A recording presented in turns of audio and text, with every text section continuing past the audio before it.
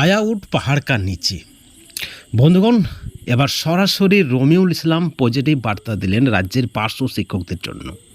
তিনি পরিষ্কারভাবে বললেন যে বেতন বৃদ্ধির দাবি সরকারি সনদে পৌঁছে দিয়েছেন তিনি এবং তার সংগঠন অর্থাৎ সরকারপন্থী সংগঠন। যে কোনো সময় বেতন বৃদ্ধির সম্ভাবনা রয়েছে, যে কোনো সময় জিও ঘোষণা হতে পারে। বিরাট বার্তা তৃণমূল পার্শ্ব শিক্ষক সমিতির সভাপতি রমিউল ইসলামের। আপনাদেরকে অনুরোধ করব আপনারা পুরো ভিডিওটি শেষ পর্যন্ত দেখবেন।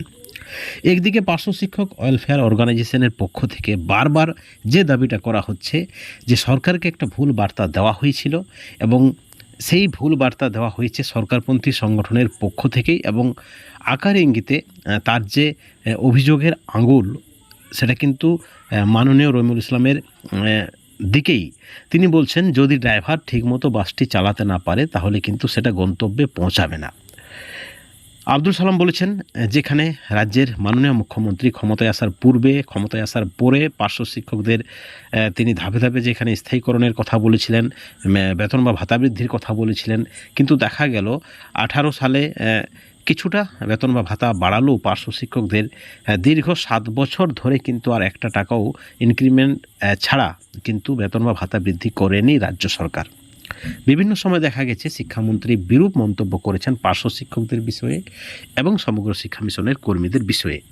এবং এই বিষয়টি আব্দুল সালাম বলেছেন কোথাও না কোথাও সরকারপন্থী নেতৃত্বের যিনি সভাপতি অর্থাৎ যিনি গাড়ির ড্রাইভার, যাকে বিশ্বাস করেছেন, যারা বাসে রয়েছেন সেই সকল ব্যক্তিরা অর্থাৎ সরাসরি এসএসএম কর্মীদের দিকেই তিনি ইঙ্গিত করলেন যে সমস্ত এসএসএম কর্মী রয়েছেন পার্শ্ব শিক্ষক বা আদার্স সংগঠনের আদার্স দপ্তরের, তারা যে বিশ্বাস করেছেন সরকারপন্থী সংগঠনের সভাপতি কিছু একটা করবেন, যেহেতু তারা সরকারপন্থী, সরকারের কাছে তাদের দাবিটা, ন্যূনতম দাবিটা অন্তত তাদের কাছে অর্থাৎ সরকারের কাছে পৌঁছে দেবেন। তাদের যে আর্থিক দুরবস্থা, তারা কি কাজ করেন, তারা আদৌ সরকারের বিরুদ্ধে নয়, তারা সামান্য একটি দপ্তরে কাজ করেন, তাদের যে কাজ ছেলে পড়ানো, শিক্ষাদান, সেই সঙ্গে সরকারের বিভিন্ন প্রকল্পে এবং ভোটার তালিকা সংশোধন থেকে শুরু করে আরও একাধিক কাজ তারা করেন, কিন্তু 2025-এ দাঁড়িয়ে তারা যে ভাতা পায় তা কিন্তু নিতান্তই কম। এই বার্তাটা সহজ সরল ভাষায় কিন্তু পৌঁছে দিতে পারেননি মাননীয় রমিউল ইসলাম। শিক্ষামন্ত্রী যে বিরূপ মন্তব্য করেছেন তার দায়ও কোথাও না কোথাও সরকারপন্থী সংগঠনের। অর্থাৎ তাহলে একটা প্রশ্ন উঠে যাচ্ছে সহজভাবেই, যে অভিযোগটা আরও বিভিন্ন নেতৃত্ব করেছেন বিভিন্ন সময়ে রমিউল ইসলামের বিরুদ্ধে, তাহলে কি রমিউল ইসলাম পার্শ্ব শিক্ষক এবং এসএসএম কর্মীদের ভালো চায় না? ঠিক এই পরিপ্রেক্ষিতে মাননীয় রমিউল ইসলাম যে বার্তা দিয়েছেন তার স্ক্রিনশট আপনাদেরকে আমরা দেখাচ্ছি, আপনারা দেখুন স্ক্রিনে। সেখানে তিনি যে বার্তা দিয়েছেন, তিনি বলছেন এখনও পর্যন্ত তারিখ তিনি দিতে পারবেন না। তিনি কিন্তু প্রচেষ্টা করছেন, চেষ্টা চালিয়ে যাচ্ছেন। তার যেটা আসল কাজ ছিল পার্শ্ব শিক্ষকদের বঞ্চনার অবসান, একমাত্র ওয়ান অ্যান্ড অনলি দাবি, সেটা হচ্ছে স্যালারি ইনক্রিজ, ভাতা বৃদ্ধি। সেই দাবিটা তিনি সরকারের কাছে পৌঁছে দিয়েছে, আমাদের দাবি সনদে রয়েছে, এই বার্তাটা তিনি দিয়েছেন। অর্থাৎ সরকার যেদিন চাইবে সেদিনেই হবে। অর্থাৎ সরকার হচ্ছে এ রাজ্যের মাননীয় মুখ্যমন্ত্রী, কারণ মাননীয় মুখ্যমন্ত্রীর অঙ্গুলি হেলন ছাড়া তৃণমূল সরকারের পাতাও নাকি নড়ে না, সবাই বলে। অর্থাৎ সরাসরি মুখ্যমন্ত্রীর দিকেই ইঙ্গিত করা হয়েছে এবং একটা সাদামাটা কথা তিনি বোঝাতে চেয়েছেন যে দয়া করে ভাতা বৃদ্ধি নিয়ে কোনো নেগেটিভ মন্তব্য করবেন না, ভাতা বৃদ্ধি নেগেটিভ মন্তব্য করলে হবে না।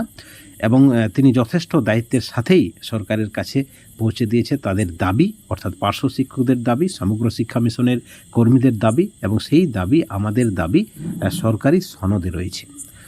তিনি এর আগেও যে বার্তা দিয়েছিলেন যে 2024 সালে তিনি একটি ফাইল পাঠিয়েছিলেন জুলাই মাসে, সেই ফাইল যদিও রিজেক্ট হয়নি, অর্থাৎ সেই ফাইল রিজেক্ট হয়নি এবং তিনি আশাবাদী সেই ফাইলের ভিত্তিতেই কিন্তু বেতন বা ভাতা বৃদ্ধি হবে, যেমনটা কিন্তু তার বার্তা। আরও একবার তিনি পজিটিভ বার্তা দিলেন, পার্শ্ব শিক্ষকদের বেতন বৃদ্ধির দাবি সরকারি সনদে।